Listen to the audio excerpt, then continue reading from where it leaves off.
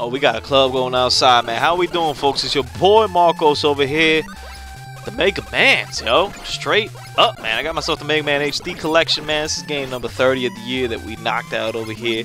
The original Mega Man. I actually never played this before, to my knowledge. I may have played it when I was a kid, but I really don't remember playing it at all. So, to my knowledge, this was actually the first time I played the original Mega Man. I've seen it played, you know, I've watched it on streams and whatnot, and I've enjoyed it a lot.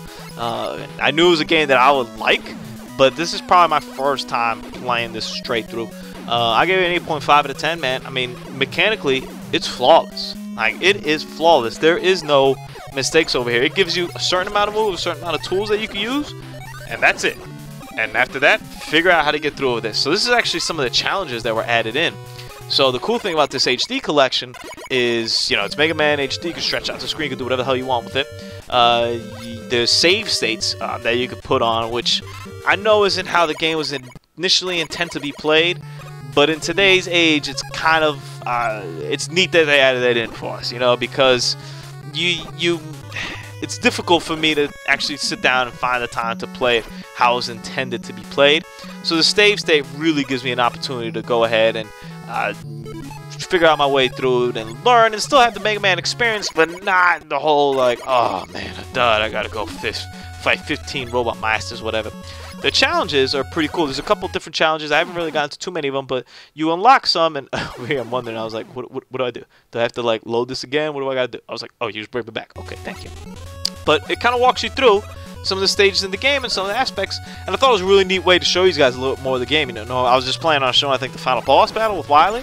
Then I saw this, it's like, hey, I get to show you all the different elements involved in the stage and give you a little perspective on that. So it was pretty neat in terms of just production quality to show you guys what to do. But it also was really fun to do, man. What I've been doing when I've been beating the game is I'll go beat the game, see what the challenge is, and do the challenge, you know. And it's fun, man. It's cool. Music's good. It's your classic 8-bit Mega Man kind of style gameplay. I still prefer X. You know, X is still my favorite Mega Man series out of all the Mega Mans. But this really put into perspective how we got there. It's crazy to feel slow down. Even like right there, kind of chugged a little bit.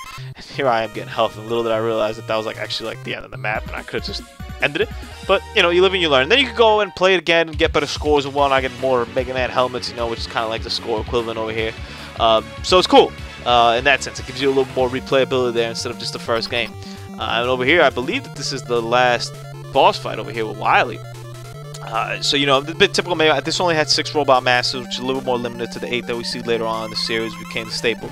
So I had 6 robot masters, and then you go and fight through, I think, 4 stages of Wily.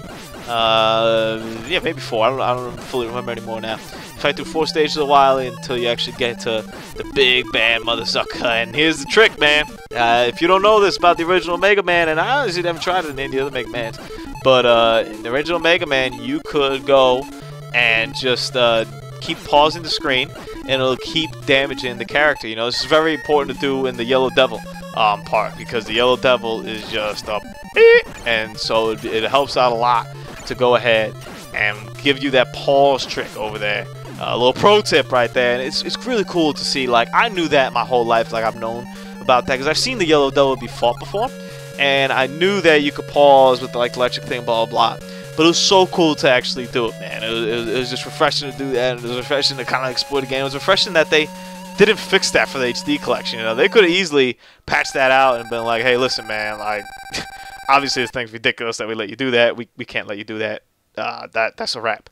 But nah, they didn't do that at all. They were like, yo, listen, word up. You know how to do that? Go ahead. And they even put like oh my god, I'm missing my word over here. They even put the pause button on like the left trigger over there for you to be able to even do it even better. Because there's 2 ways to pause the game. One's to actually hit start, and that's the other one's to hit the trigger. So to me, that actually worked out well. That probably would have worked out in the NES controller. The one thing I am missing in terms of this is just the nostalgia factor. I grew up with these games. I just didn't have them. You know, I grew up in that generation, but I just didn't have the opportunity to play them when those games came out. So I'm missing that nostalgia factor to it.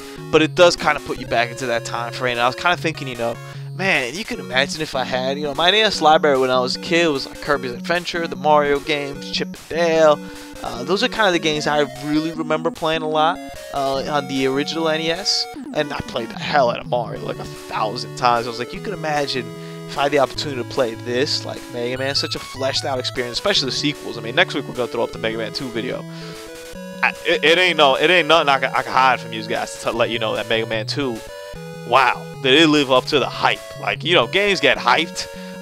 Recently I played through Conker's Bad Fur Day, which was a very overhyped game, and it's a little bit more difficult because these 8-bit graphics, they look so good on HD. Like, this game pops, you know, on my screen. It still look good.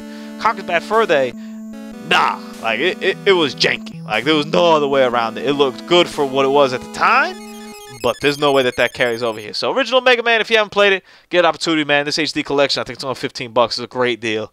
We outie.